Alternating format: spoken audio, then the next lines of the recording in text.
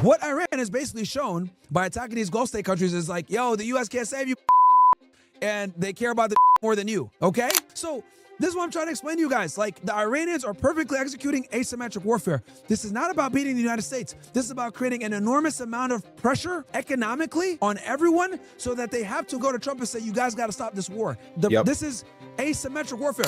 You know what's going to happen? The United States is going to say, hey, we know that we had a war and everything. Like, can we come back and rebuild? Then say, nope, get the out of here, bruh.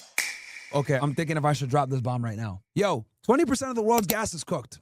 Yeah. 20% of the world's gas, FYI, is cooked. Nobody's talking about this. All the Gulf leaders were calling the White House frantically, okay? Calling the White House frantically, trying to end this war. They know that they can't get it ended. Who they call next? Moscow. They call Putin. Yep. They call Big Daddy Putin, right? Big bro Putin, right? Because that's what it is. These Gulf state niggas, they can't rely on American defense anymore. So what are they doing? Well, I said... Go ahead. No, go ahead. No, I said earlier, just very quickly to add this as well, and then finish. I said earlier, there's so many negative back-end effects of this war.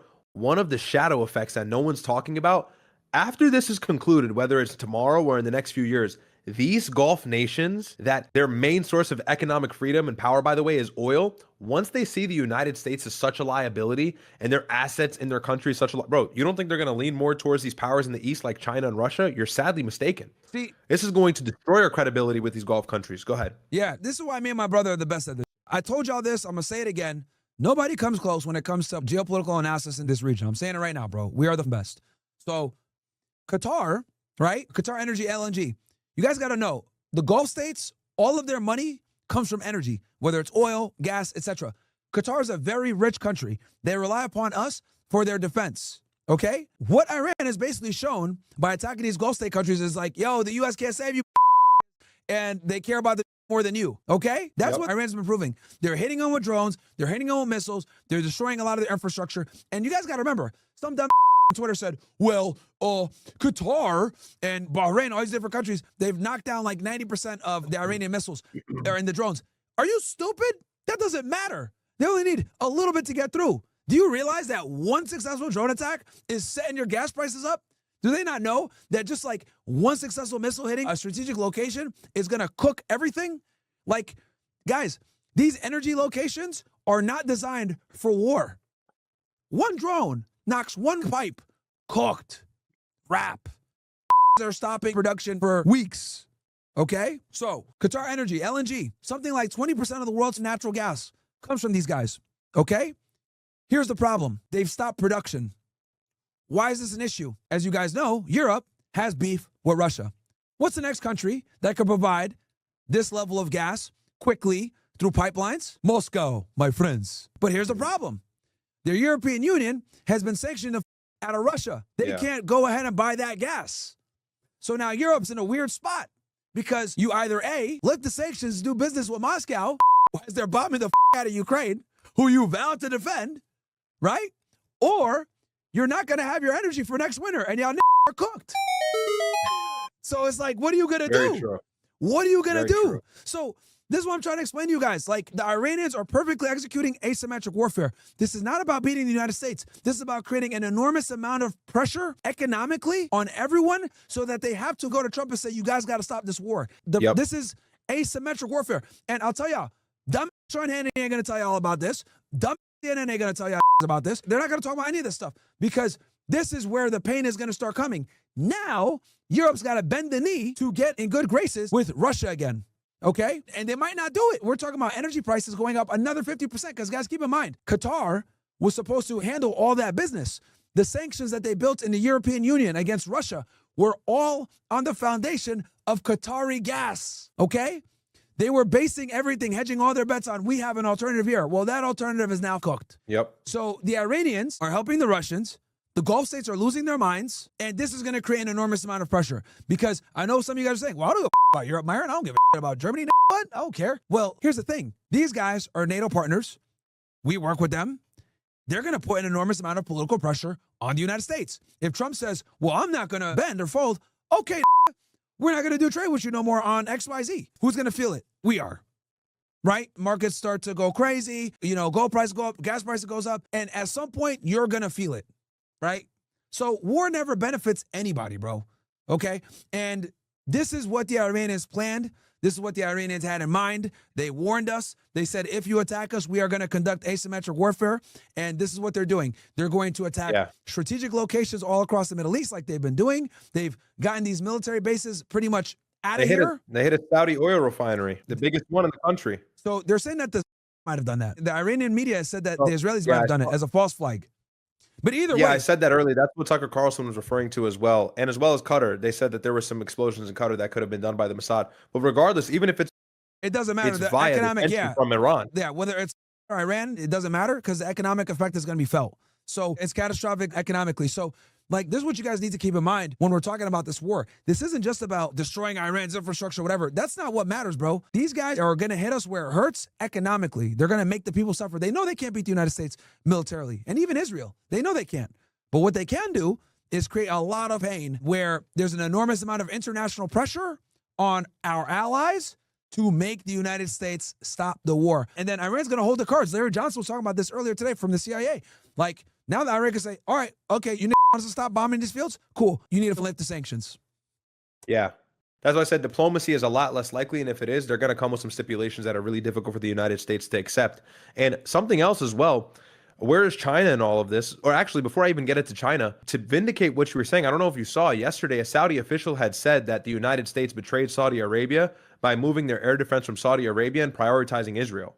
So not only did we expose the fact that we don't give a about these Gulf countries, but we showed that Israel is at the top of our laundry list. Yeah. So that's another thing that we expose ourselves in regards to the fact that we're so we're not defending these Gulf countries, by the way, that were attacked unprovokingly. They did nothing. They have nothing to do with this conflict. They're first world countries. They're super safe like the United States. And so at least in Israel, they're used to the bombing and they have bombing shelters set up for this because they know they cause problems in the region. Saudi Arabia, Qatar, Kuwait, Bahrain, all these other countries are not set up to deal with military advancement from a country as technologically advanced with a missile system like Iran. So now Saudi Arabia is feeling betrayed. Where's China in all of this? They get to sit back and be uninvolved and make some sort of benefit from this oil export being cut off by the Strait of Hormuz, because even though Iran exports all that oil to China and they pay a cheap price for it because of the economic sanctions, now they could just go to Russia. They can go to somebody else and build a closer alliance. And that axis is going to form. If it takes a few years or it's now, that side of the world are aligned with Iran. And that's horrible for us. I tweeted this yesterday, bro. I literally said, you can say the United States is strong and big and bad and we have infinite missiles. I know that. The United States beats the next 10 countries in military spending combined. Yeah. That's not a secret, dumb. The problem is that's a pivotal region. And if we lose influence and hegemony there, we're cooked, because Russia and China have been desperately waiting for this ever since the 90s, bro. Yeah. Ever since the Soviet Union fell, these have been waiting for the scale to tip the other way. And this is a pivotal moment that will take the first step in that direction. That's why this war is horrible for us. And all the Iranians need to do is they don't need to beat the United States. All they have to do is make it very painful for the Gulf states to not host American air power there anymore and American influence. Yep. And here's the thing. If they cause enough damage, you know what's going to happen? The United States is going to say, hey, we know that we had a war and everything. Like, can we come back and rebuild? Them say, nope. Get the out of here, bruh. Hell no. We saw the first sign of this. What happened September 9th when they bombed Qatar? Israel bombed Qatar. Mohammed bin Salman said, yo, Pakistan, we need an alliance now because we cannot fucking deal with these Americans. And that nigga said, thank you, come again. Happened. We got the nukes. Come over here. Yep. We will take care of you. And then Israel the other day does what? They meet with India and try to strengthen their relations as well. Like, are we not seeing what's happening? Yeah. The region is moving away from American dependence. Yeah. American dependence is why we are the strongest country in the world by far. If we lose that, there will be a domino effect that will weaken our economy, whether it's tomorrow or it's in 30 years. As long as we keep getting into these forever wars with these Middle Eastern nations, you can bet the United States will lose influence real time. And just so y'all know, it's terrifying. Go ahead. No, these Gulf countries like Saudi Arabia, like, I'm not saying that these are innocent either. Like, these play both sides. You know, they moved away from the petrodollar or whatever. Like, all they needed was something like this to say, all right, we're going to Russia, bro. We're going to Russia and China. Yeah. Like, these can't even protect us. That's the only reason they deal with us. We're supposed to protect them. And what's happening? They're getting up.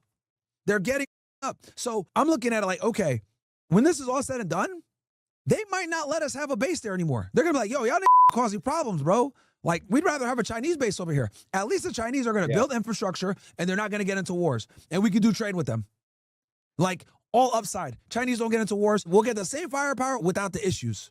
We're good, bro. We're going to deal with the Chinese now. Because what you guys got to understand is there's three main superpowers. You got the United States, Russia, China. All three of these countries are fighting for influence, okay? Right now, we have the most influence in the world, but our lead is quickly dissipating. And as our lead is dissipating, the issue is that every geopolitical error that we make is amplified because these are catching up. We're slowing down and they're catching up. So the name of the game now is, can you offer real protection? We were able to do that for a very long time, right? But obviously, you know, we've been involved in all these wars. We've shown weakness here and there. We've had blunders with like what we did with Afghanistan, whatever. So Russia and China are kind of like just rubbing their hands like, okay, now we can kind of get in this and we can make America look weak. That's all they need to do is make us look weak. Even if we're not weak and we're stronger than them still, all they need to do is create the influence to say, well, we can protect you. Well, we can provide you with X, Y, Z. You know, and then what happens? Our currency gets weaker, their currency gets stronger, dollar loses power, You're going to be paying $5,000 for an iPhone. Like, I don't think you guys understand that they're trying to de-dollarize the world. If the world is de-dollarized, we are not going to live the same quality of life. We print too much money, bro. When you print a lot of money, money loses value. The only reason that our dollar's propped up is because it's the reserve currency and it's backed by Saudi oil or oil in general. Because the Gulf states agreed to do a majority of their oil deals in U.S. currency.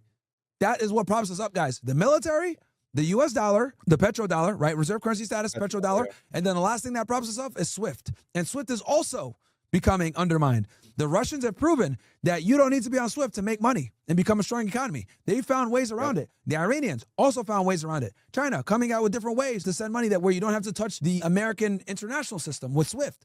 So all the pillars of American power, again, guys, write this down if you need to understand it. America is built on 4 pillars. Number 1, reserve currency status. Number 2, the petrodollar. Number 3, the U.S. military. Number 4, SWIFT.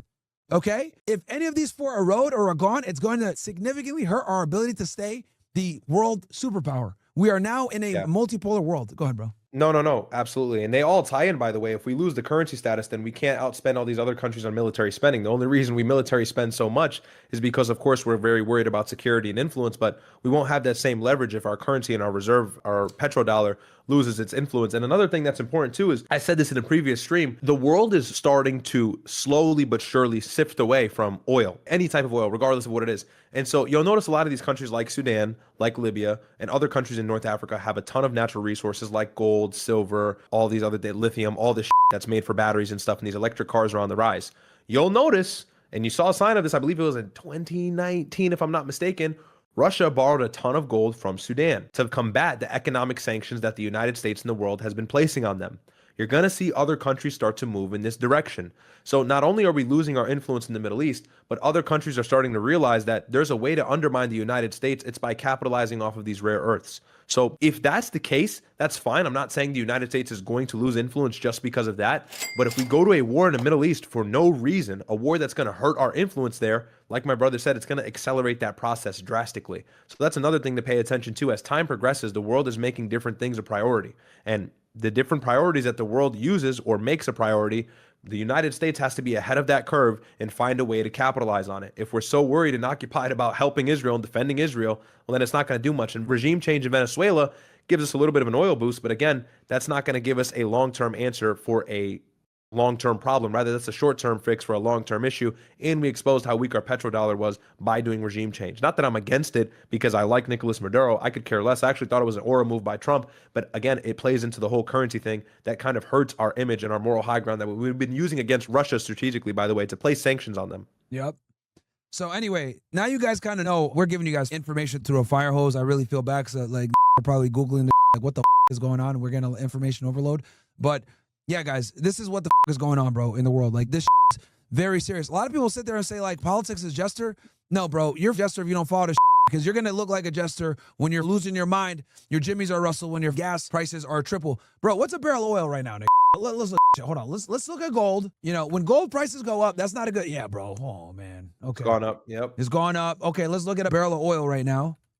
And, yo, I'm telling y'all, nigga, you're going to all feel this, bro. You know, yeah, it's up in the 70s, almost $80. So this is going to go up by tomorrow, probably. Yeah, it's going to get up to 100. It's going to get up to 100 probably by this week, bro.